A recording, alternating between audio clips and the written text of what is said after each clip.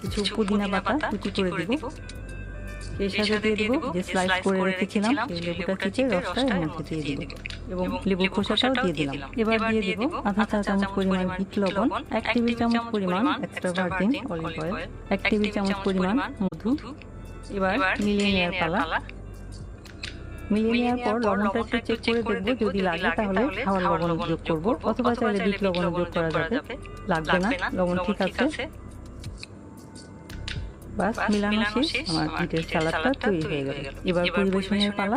তৈরি হয়ে গেল খুবই হেলদি আর খুবই মজার স্বাস্থ্যকর ডায়েট রেসিপি বিটের সালাদ। এভাবে বিট দিয়ে কিন্তু আমরা খুব অল্প উপকরণ দিয়ে খুবই স্বাস্থ্যকর বিটের সালাদ তৈরি করতে পারি, যেটা আমরা সকালের বা বিকালের নাস্তায় রাখতে পারি সাইড ডিশ হিসেবে, অথবা চাইলে ইফতারিতেও রাখতে পারি। আশা করছি বিটের সালাদের এই রেসিপিটা আপনারা তৈরি করে খাবেন এবং আশা করছি ভালো লাগবে। সবার শেষে তৈরি করব অনেক মজার আর খুবই হেলদি